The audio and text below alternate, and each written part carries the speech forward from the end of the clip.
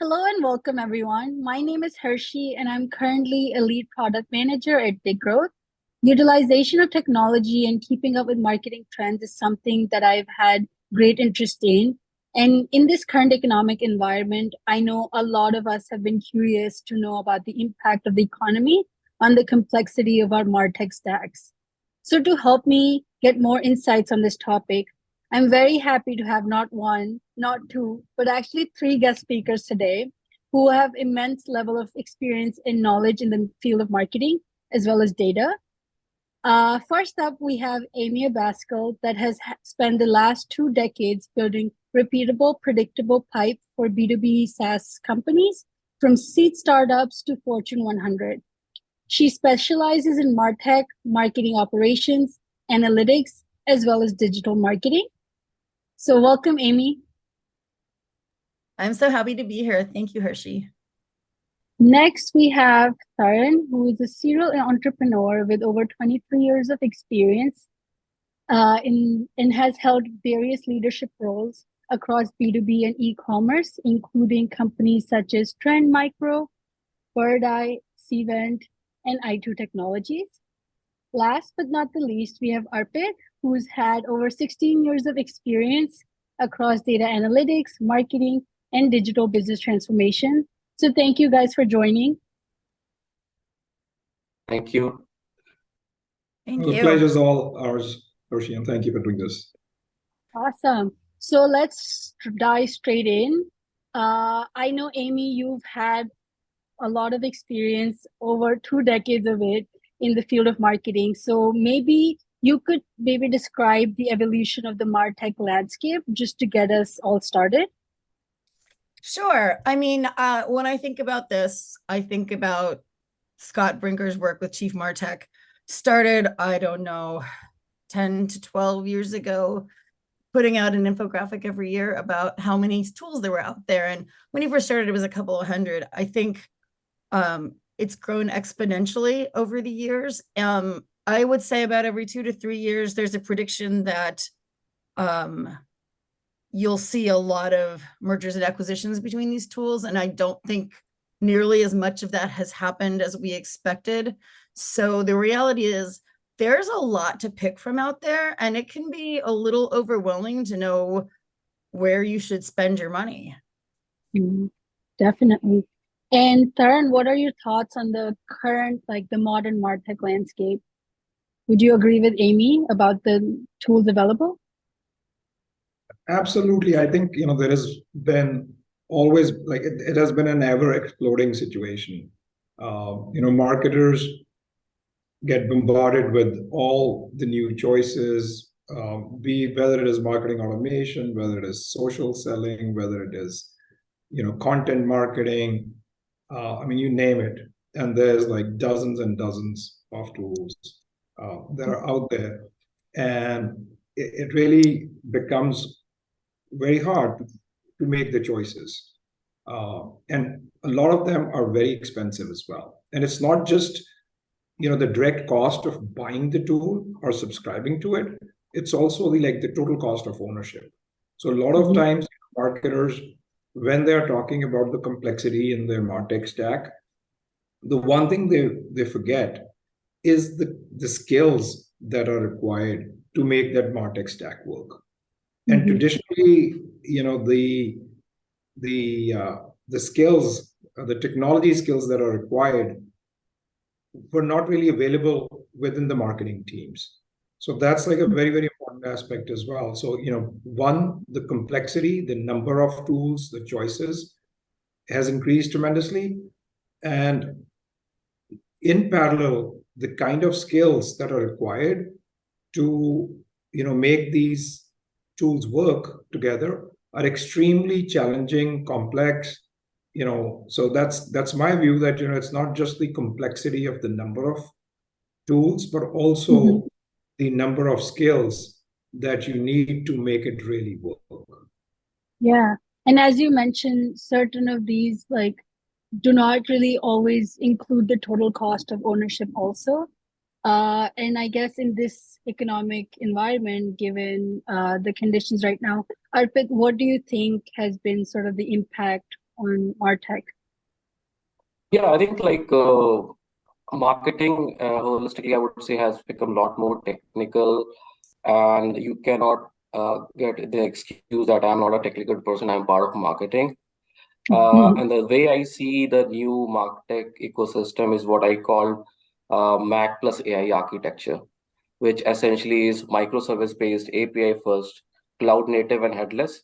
And I want to add AI angle of it as well, because given that even the investors fraternity, they really want AI side on everything that is popping up while they evaluate companies. So companies like HubSpot, Tableau, they have come up with their own conversational AI chatbot systems.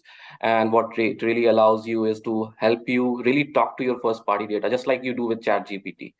So lot going on, but I think it's a very interesting, exciting time. I just want to respond to what you said. It's one of my biggest pet peeves when I hear marketers say, I'm not technical. Yeah, we all have to be these days, and you're really selling yourself short. And you might be in product marketing and you're not getting deep into the data, but the amount of tools that even content creators have to use, don't like, you are technical and you need to be. Or at least you need to be technical enough to know how to use those tools effectively. So, before you buy any piece of technology, you have to understand, that you either are going to have to upskill yourself or you're going to have to bring somebody on the team with that skill set. Definitely. And I think AI in this time and era has become the new buzzword.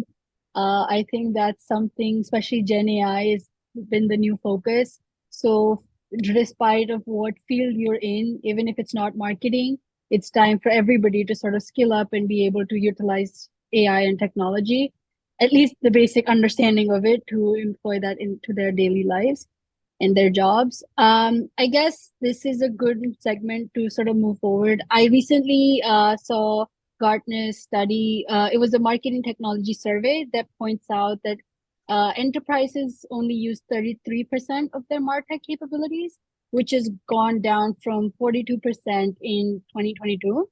So I just wanted to get your thoughts on this, Amy. Well, I think it's exactly what Tarun touched on, which is not companies will sign up for the bells and whistles and not have the bandwidth or the skills on their teams to put it all together. Even if they have the skills, sometimes things get deprioritized. You just realize you're starting to implement something and it's not going to move the needle, and you have other more important things that are. I think having oversight, having a roadmap, thinking about what tools you need to move the needle and how they're going to talk to each other, and making sure that they're really well integrated and that you've got a good blueprint there, is a lot more effective than bringing on every shiny new object. You can get pretty far with a simple stack if it's well architected. It's true. Tarun, do you have any thoughts on this? Do you think the simplest stack is always the best, or what are your thoughts? So I don't think, the simplest stack is the answer, but I think the right stack is the answer. So what Amy was saying earlier, where are you as a company? For example, like if you are a small business, you don't need a very sophisticated marketing automation setup. You don't need a high performance website. But in contrast, if you are like a mid-size, fast-growing company, you're going to have to make those choices and make those investments fast. So the biggest question that you need to answer, or the marketers and the CIOs need to come together and answer, is where are they in their company's journey? What are the growth ambitions? What is the customer experience that they want to deliver? And then based on that, where they are and what they want to achieve, what is the absolute right stack that doesn't, is not an underweight or an overweight, but is the right size. And then, once you've actually implemented that, along with it, what Amy was saying earlier, like you have to have the blueprint of what the evolution of that stack needs to look like. So, Definitely. I mean, you can't put the cart, in front of the horse. You have to put the horse in front of the cart. So, as you are building your MarTech stack, you got to understand, what kind of website you want to have, what kind of automation platform you want to have, what kind of, social presence you want to have, and what are the and then like what kind of experiences that you want to deliver, if there are any kind of apps, what kind of content you need to generate, and what velocity you need to generate it. How do you syndicate that based on your needs? I have seen situations where companies have actually invested in PR software, and they really didn't need it basically. So unless you are like, a $1 billion revenue company, you don't need a PR software. You can do with like whatever an agency would provide you. But, you will be constantly bombarded by, the vendors out there. And at times you do get impressed with what the software can do. But is it the right time for you to buy that software? I think that's the biggest thing. The other thing, I mean, you alluded to, how the Gartner study is saying that the adoption has gone from 43 to 30-some%. I mean, the answer is very simple, because it has happened because companies are overbought into technology. The other thing which has happened, and we've seen it across our entire customer base, is there's a mandate in most of the companies that no, we are not buying any more technology. First make what you have work, and then we will think about like buying more technology. That was not the thought process until last year. Until last year, it was like you had good funding, you saw a problem and you thought top technology can solve it, and you went and bought that software. And then the other thing which has happened is obviously unfortunately there has been layoffs in companies, and then when you lose people, you also you just don't lose people, you also lose like an ability to perform certain things. So that has had a direct impact on how much marketing technology is being used across companies. Sorry, it was a long-worded answer, but I thought No, that's really helpful. And I think it reminds me of a quote like failing to plan is planning to fail. So I think like you guys both mentioned, having that roadmap and knowing where you're really at as a company is the first step. And then obviously there's been a lot within the environment that you have to be mindful of before making more investments in the field of technology also. Arpit, do you see any correlation between like, MarTech complexity, organizational maturity, and the business value? And like maybe if we can hear an example, that would be wonderful.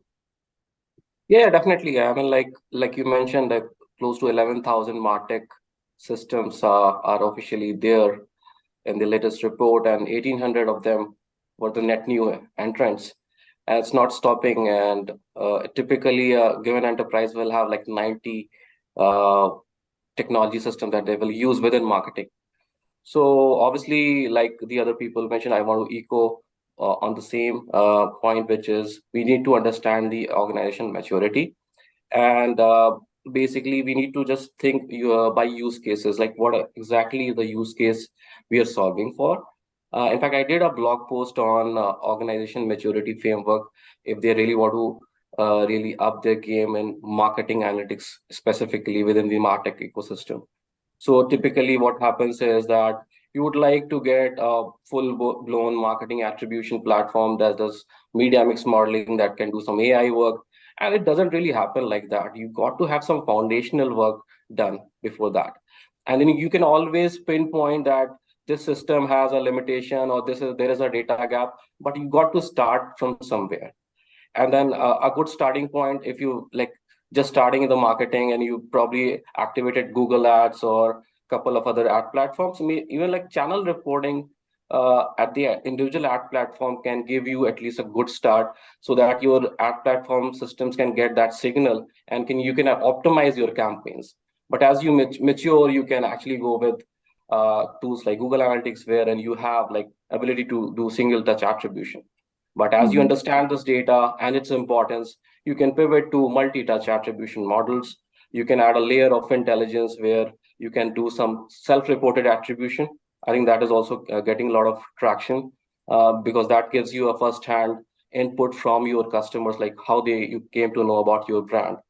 And then as you mature further, there is always doors that open for media mix modeling, which is a lot more technical, does require some nuances, does require some data science efforts and team.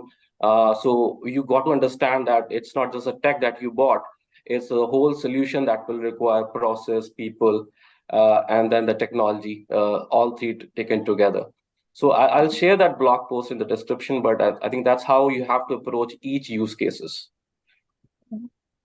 I think that would be wonderful for any person listening. They can also read through the blog post to get more insights.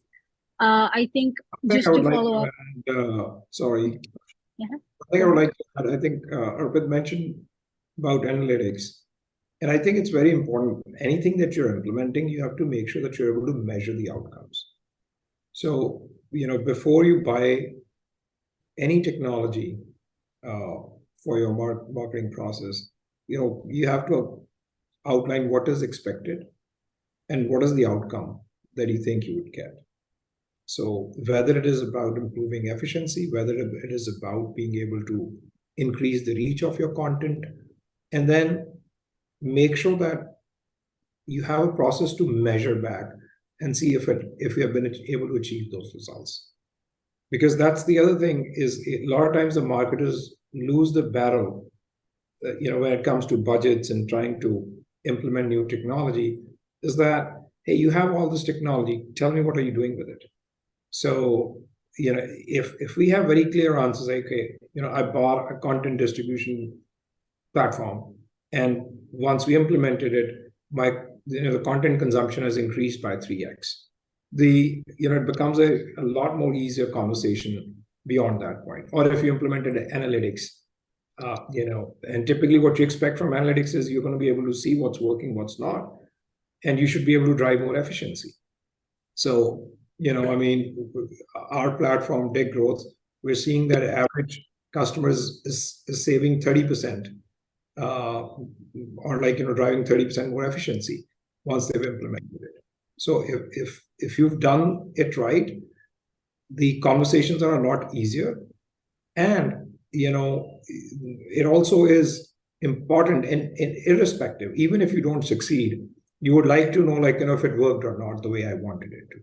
So I think whatever we implement, it's important to measure, have standards that you want to measure against, and then measure and report back on it. And building on that, the measurements don't have to be perfect. For instance, last year I worked on a project where we put in a new marketing automation tool. We integrated it with SalesLoft. We did a whole bunch of work on integrating the stack all together. Within a couple of months, we saw the bottom of funnel velocity between bottom of funnel stages. The speed was double. Now, there's a lot of reasons for that, all right? Like we have better processes with the SDRs. Also, our conversion rates doubled. You can blame the campaigns, but when you start seeing those kinds of efficiencies, even if there are multiple factors that influence it, that doesn't mean it's not worth something. So don't think it has to be a perfect situation. And the more of those data points you have, the better you can tell the story. Definitely. And I think overall, it just makes the conversations also much easier, right? For the marketing folks to be able to go to your CEO, CFO, your board of directors, like, here's what's working, here are the facts behind it. And that's why I want to spend more money on this is much easier than going back, oh, I think this might have worked and I'm not sure about that one. So I think just being able to attribute that makes a huge difference. So I just also wanted to bring the focus back on, I think, Arpit, you mentioned it's not just the technology, but also the people and the processes that make a difference. I know there have been studies like the Levitt's diamond model that sort of points this out also. But then I just wanted to understand your thoughts on this. And just like, do you think it's important to identify right team members? And how do you think that makes an impact? Yeah, absolutely. It's all about evolution. As you're evolving, the yeah, and it's true about anything in life. An organization, as it gets bigger, it has to add more skills to it. The same thing goes, for marketing and technology. Uh, as you are evolving, you have to make sure that your people are able to grow with it. And Mhm. usually it's, the answer is not just about, where we're going to have a new process. Let's hire somebody to manage it. I think the first thing you got to look at is internally if there is somebody that is able to take on that role. Because what you lose in just hiring to fill that role or finding a contractor to come in and do it is they don't have any context of your organization. They don't have any context of your culture. They don't have any context of you know the the roadmap you have in mind. So I think it is very, very important that as you're making the choices of technology, or even like, for example, advertising. If you're going, if you're going to experiment with LinkedIn advertising, you might want to look internally and see who's the best user of social media within your team, because they might come up with such good ideas, knowing your product, knowing your services, knowing what you're trying to achieve, versus trying to find a contractor that's going to come in and do it for you, basically. Mhm. So I think and then obviously as you're buying technology, as you're evolving, as you're adding more channels, swim lanes, you got to find the experts as well. So some of it you groom from the inside, some of it you bring from the outside, but it is very, very important that, for example, I mean, if you are going to implement Tableau for visualization, you got to have somebody who understands Tableau. First, you got to understand, you have somebody who understands visualization and reporting, then somebody who also understands Tableau. Now, the understanding of visualization and reporting could be residing within your company. So somebody might be doing reports right now. If you're bringing in Tableau, it might be good to actually train them on Tableau versus trying to like bring somebody net new in. So that's kind of my philosophy is like you gotta first provide the opportunity to the folks that are already involved. Now, obviously, as there are situations where you can't achieve that, then you do bring in experts, and also I think it's also a very worthy investment. If, for example, you're getting a marketing automation platform and get somebody on the team trained and certified on it. So I think that's a parallel investment that you have to make, both in upskilling your teams as well as bringing people from the outside. But you have to be very, very mindful of it. I have seen so many situations where companies have bought a piece of technology and they don't know how to use it. And then they're scrambling to find somebody or blame somebody for not doing it right. Uh, or they'll scramble and they'll be delayed. I mean, you've already made that investment, but you didn't think about it. It's been 6 months. I mean, good talent is extremely hard to find. So I think thinking about the right people that are going to enable success is very, very important in this picture. Definitely. Arpit or Amy, do you have any thoughts on this? Yeah, I would like to add that I completely agree with everything you just said. I would add that investing in a strong marketing ops team will get you far. There's a lot of thought of that, you hire a mid-level marketing ops person and they build forms and create campaigns, and that's what they do. Marketing ops needs to be much more strategic. They're really the decision-making, the brain of the marketing team, because they're producing analytics, and they shouldn't just be reading the news, but using that to drive, what are we doing next? How are we using this technology? Do we have the right technology?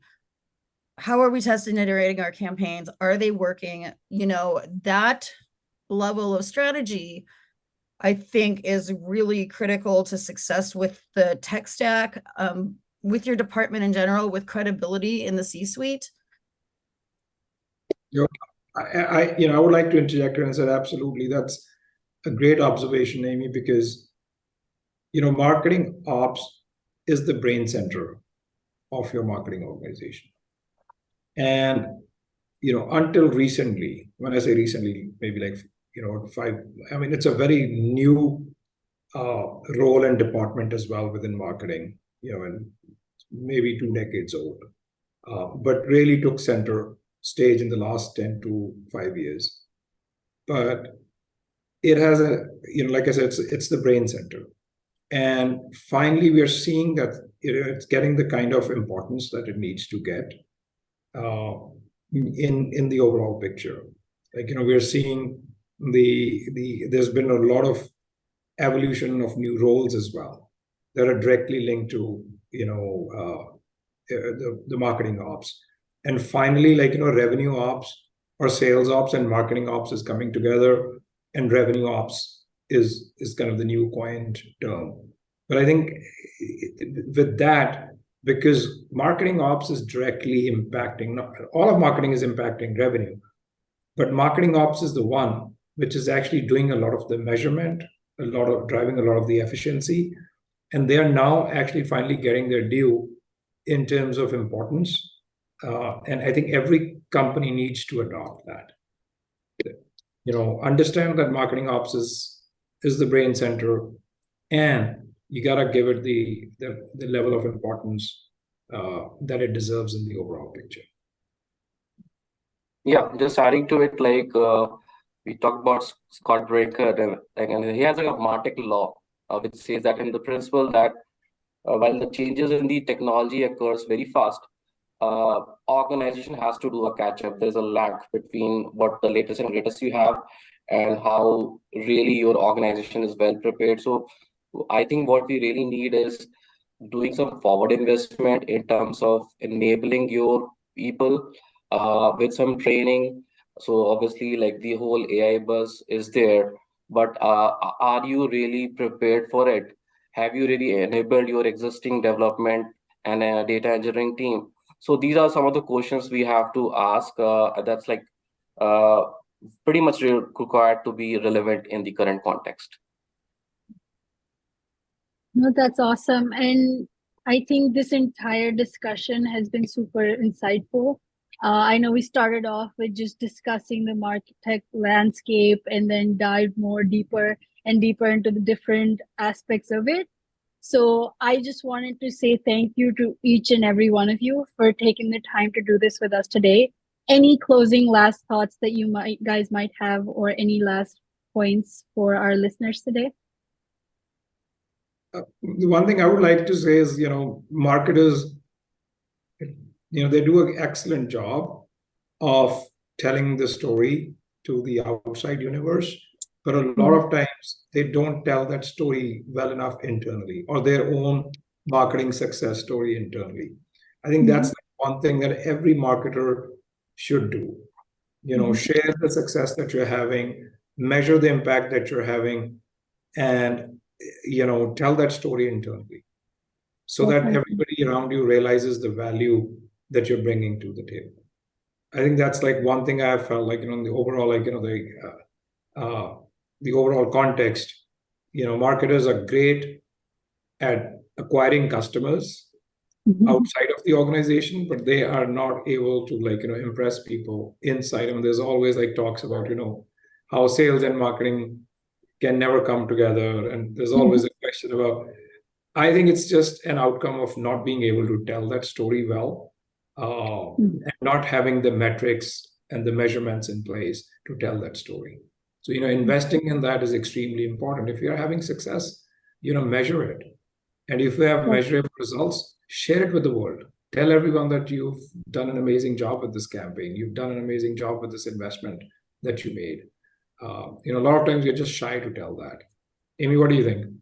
I couldn't agree more. And I mean, that really brings it back around to how do you justify your stack, right? You have to be able to say, we set up goals, we missed them, or we made them. and get that seat at the table, especially with your executive team, where you're surfacing whatever that news is. And even if you don't make the goals, like what you probably have a plan for what you're doing about it. So make it known. Yeah. Yeah. And I mean, and sharing about, yeah, we tried, it didn't work. That's okay as well. But, talking about it is extremely important. Yeah. Definitely. And just like we all want to go to heaven, but nobody wants to die. But similarly, everyone wants to leverage AI and large language models, but don't want to invest in data foundation, data quality, and governance. So I think we need to really address that with our executives, that there is some level of work required before we really want to achieve that North Star of bringing AI into marketing, right? So that's like a good call out. In fact, I think we should have another webinar just talking about laying the foundation for AI enabled marketing, basically. Yeah. I think it's like really, maybe that should be the next one. Amy, would you like to be part of I'm it? gonna have to get a little caught up myself, but yes. Yeah, Definitely. everybody needs to catch up on AI, I think. We all have high expectations, but nobody knows who's driving this bus. So Yeah. Yeah, and I guess like technology is ever changing, so I guess the learning never stops, and that definitely requires more and more of these webcasts and podcasts just to like bring people together and have these like conversations that make a difference. So thank you so much, guys. Again, I think today's session really gives people the opportunity to understand like how to invest in the right technology and the right people to get the right results. I think that's the summary of our entire chat today. So thank you so much again for taking the time to do this. Uh, yeah, well, Thanks, thank you, Hershey. Hershey, for Delighted to putting be this here. together. It was yeah, wonderful. Have a great rest of the day. awesome. Thank you. Thank Thank you. you. Thank you.